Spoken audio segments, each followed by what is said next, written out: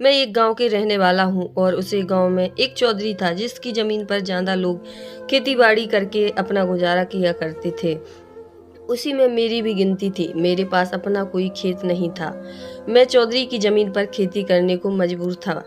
गरीबी से बहुत परेशान था, इसलिए मैंने कुछ और सोचा। मुझे पता था इस तरह से कब तक पेट का पालूंगा। मैं शहर जाने का इरादा किया और निकल पड़ा अपनी नई राह की ओर। पहली बात तो यह थी कि इस शहर में मेरा कोई नहीं था। मेरी पत्नी के मामा रहते थे, लेकिन मैं उनसे कांटेक्ट नहीं करना चाहता था। मैं नौकरी की तलाश में इधर उधर भटकने लगा, लेकिन कहीं नौकरी नहीं मिली।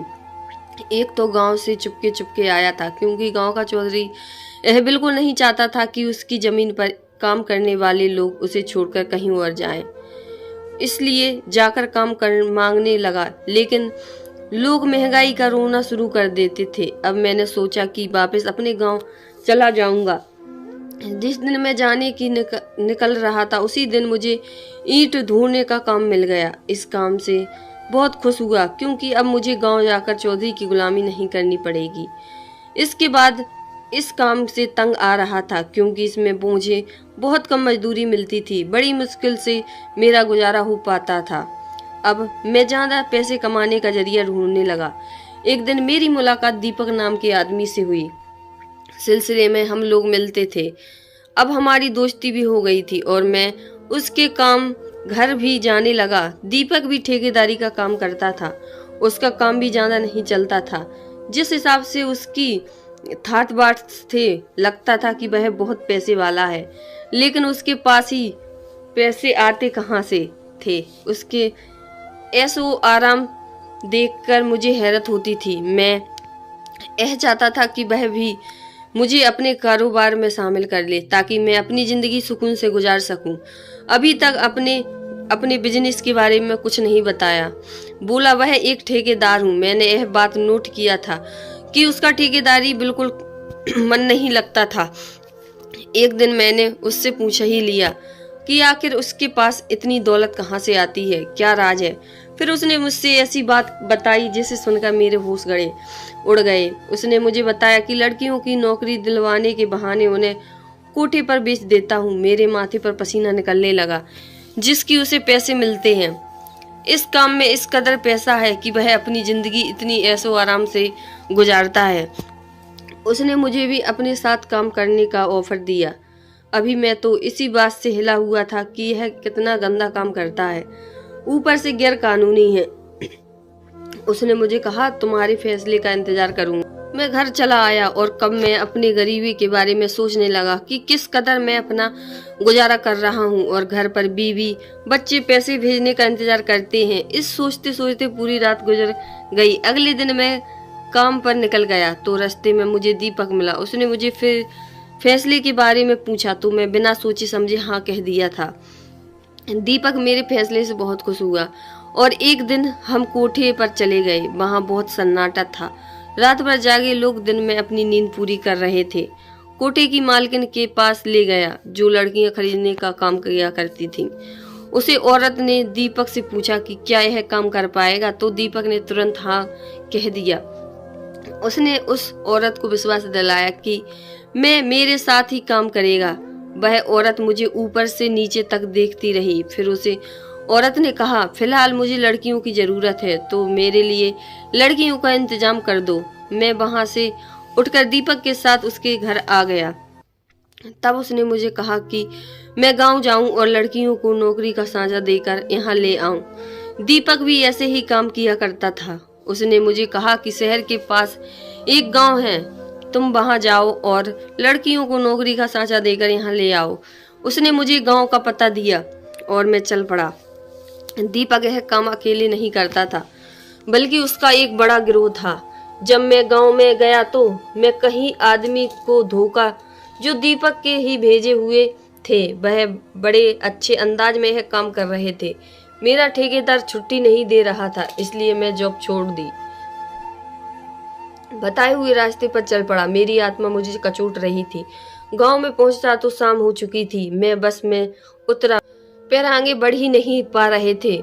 मुझे एक काम करने में कोई खुशी नहीं हो रही थी। मुझे पैसे तो कमाने थे, लेकिन इस तरह से नहीं। मैं जबरदस्ती अपने आप को गांव में ले जा रहा था। सामने से एक टैक्सी वाला आता दिखाई दिया। मैंने उसे रुकवा लिया और खामोशी से किराया तय करके बैठ गया था। मैं रास्ते भर खामोश रहा। टैक्सी वाला अपनी गरीबी की दास्तां सुनाना शुरू किया। मैं भी तो अपनी गरीबी से जूझ रहा था और यहाँ तक पहुँचा था। टैक्सी वाले से अच्छी जान पहचान हो गई थी। उसने मुझे अपना मेहमान बनाने का ऑफर दिया, क्योंकि शहर से आने वाले लोगों का सहारा चाहिए होता। कुछ देर बाद टैक्सी वाला बोला कि शहर से लोग आए हैं जो लड़कियों को शहर ले जाकर उन्हें नौकरी दे रहे हैं। यह सुनते ही मेरे कान खड़े हो गए। फिर उसने बताया कि उसकी बेटी भी एप्लीकेशन जमा कराई है, वह 10 क्लास तक पढ़ी है। यह बताते हुए उसे अपनी बेटी पर गौरव महसूस हो रहा था और मुझे शर्म आ रही थी। मैं उससे नजरें नहीं मिला पा रहा था, क्योंकि अब तक मैं यह जान ही गया था कि नौकरी का बोलकर लोग जिसे यह गांव वाले अच्छा इंसान समझते हैं, वह लोग इन्हें ले जाकर कोठे पर बेच देते हैं।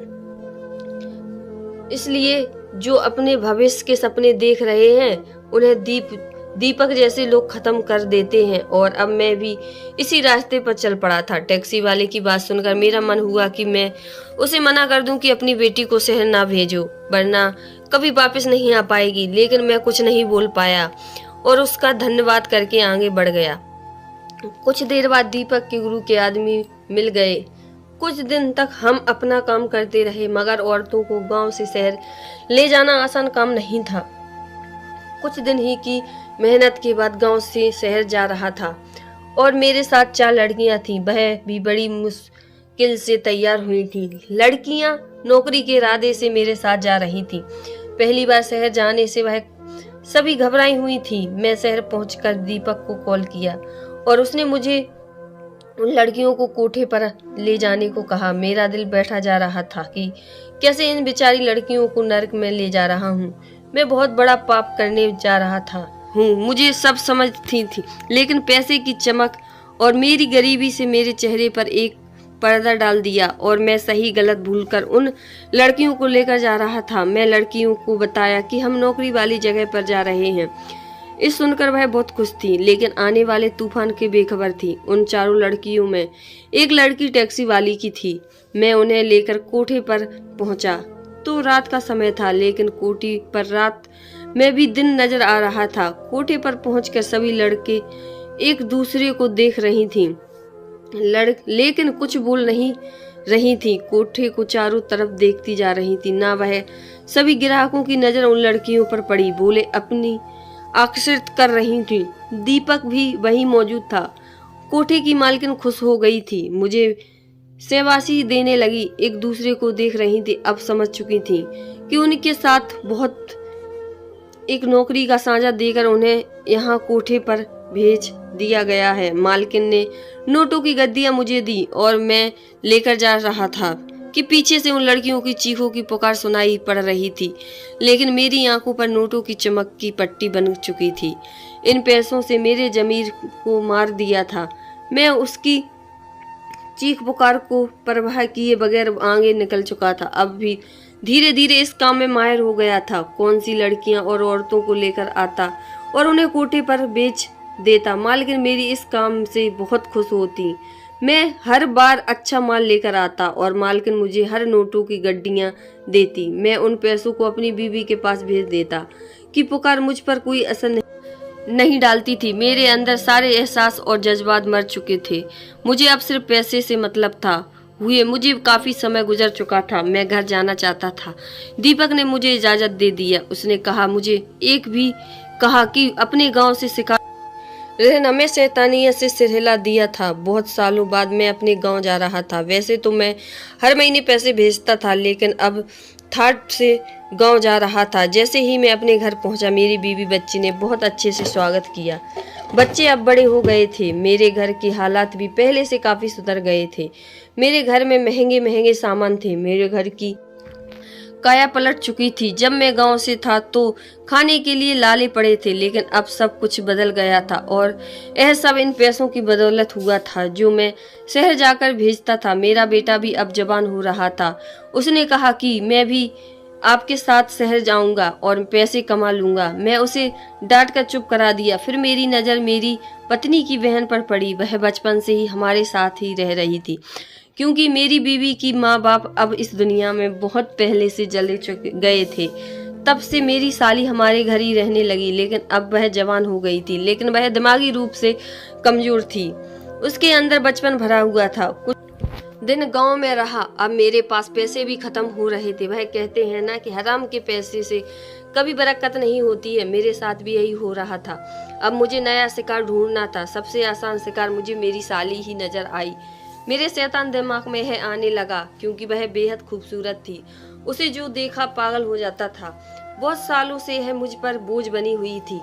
पहले ही क्या कम खर्च थे जो इसने और बढ़ा रखे थे। मैंने यह सोच लिया था और मेरी पत्नी को शीशे में उतारना था, क्योंकि वह बहुत सिंपल आम सी लड़की थी, ज्यादा दिमाग नहीं लगाती थी। एक दिन मैंने अपनी पत्नी से कहा कि तुम्हारी बहन का दिमाग का इलाज शहर में हो जाएगा। वहाँ बड़े काबिल डॉक्टर हैं जो इस तरह के लोगों का इलाज करते हैं। वह भी झूठ बोला कि कई लोगों को अस्पताल से ठीक होकर देख है। मेरी बात सुनकर मेरी पत्नी सच में पड़ गई, क्योंकि वह अक्सर अपनी बहन को लेकर परेशान रहती थी। उसका क्या होगा?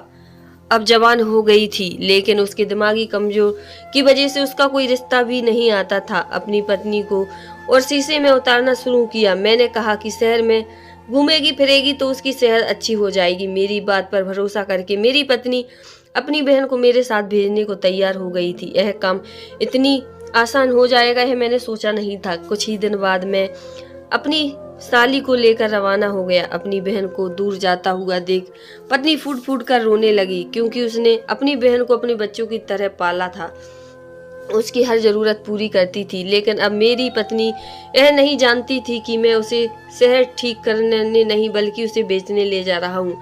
अगर इस बात का जरा सा भी भनक लग जाती तो वह मुझे पुलिस के हवाले कर देती। अपनी साली को लेकर बस में सवार हो गया। रास्ते पर वह खेत खलियान देखकर खुश हो रही थी और मुझे बहुत सवाल कर रही थी, लेकिन मैं उसकी बात का जवाब नहीं दे रहा था। उल्टा उसके सवाल मेरा दिमाग खराब कर रहे थे। मैं यही सोच रहा था कि जल्दी से इस मुसीबत से छुटकारा मिले। शहर पहुंचते ही हमें शाम हो गई थी। चाहता था कि मेरी साली हमेशा के लिए मेरी जिंदगी से दूर हो जाए। मैं अपनी साली को लेकर दीपक के घर की तरफ बढ़ गया। उसने मुझे देखा और साथ में एक लड़की, तो उसे लगा कि मैं किसी लड़की को नौकरी का सांचा देकर लाया हूँ। लेकिन जब मैंने उसे बताया कि मेरी साली है और मैं इसे बेचने लाया हूँ, तो वह मुझे देखकर हक्का बक्का रह गया। उसे यह भी बताया कि उसकी दिमागी हालत ठीक नहीं है, तो उसने मुझे एक काम करने से मना किया। लेकिन दीपक के सामने हाथ पैर जोड़े तब वह मान गया। फिर मैं और दीपक उसे लेकर कोठे पर पहुंचे। मालकिन साली को देखकर बहुत ही खुश हो गई, लेकिन जब मैंने उसे मेडिकल कंडीशन बताया तो वह इसे लेने से मना कर दी। फिर मैं बहुत मनाया तो मान गई। मालकिन ने कहा कि अभी वह कुछ दिन इसको रखेगी, इसके बाद ही पैसे देगी। मैं हाँ कह दिया। मैं उसे छोड़कर आने लगा तो वह भी मेरे साथ आने जिद करने लगी। फिर बाद में तेज आवाज में रोने लगी, लेकिन मैं उसकी परवाह किए बिना ही दीपक के साथ घर चला आया। अब मैं यह सोच रहा था कि एक काम और करना है मुझे अपनी पत्नी को। अगली सुबह हुई तो मैं अपनी पत्नी को फोन किया और उसे कहा कि जब हम बस स्टैंड पर उतरे तो वह पीछे से कहीं चली गई। मैंने उसे बहुत ढूंढा, लेकिन उसका कहीं कुछ पता नहीं चला। मैं अभी भी उसे ढूंढ रहा हूँ। मेरी बात सुनकर मेरी पत्नी जोर जोर से रोने लगी। मेरे बच्चे भी अपनी मौसी के लिए रो रहे थे। पूरा घर पागल हो रहा था। यह कोई नॉर्मल बात नहीं थी कि एक लड़की शहर में गुम हो गई। मैंने अपनी पत्नी से वादा किया कि उसे ढूंढ लाऊंगा। मैं अब आराम से लेट गया, लेकिन हर घंटे मेरी पत्नी का फोन आता। यह बताते बताते थक चुका था कि उसे अभी ढूंढ रहा हूँ। मेरी पत्नी अपनी बहन के लिए पागल हो रही थी। मैंने एक रास्ता निकाला कि अब फोन अपना बंद कर लिया। उसके सवालों से राहत मिल गई। कुछ दिन में इंतजार किया कि मालकिन अब कब फोन आएगा कि पैसे आकर ले जाओ। लेकिन 2 दिन के बाद मैं दीपक के साथ कोठे पर चला गया और वहां सब मुझे घूर रहे थे। मैं समझ नहीं पा रहा था। तभी मेरे पैरों तले से जमीन खिसक गई जब मैं अपने बड़े बेटे को सामने देखा और अपनी पत्नी बैठी थी। चारों तरफ पुलिस घूम रही थी और मुझे रूम को पकड़ कर ले जा रहे थे।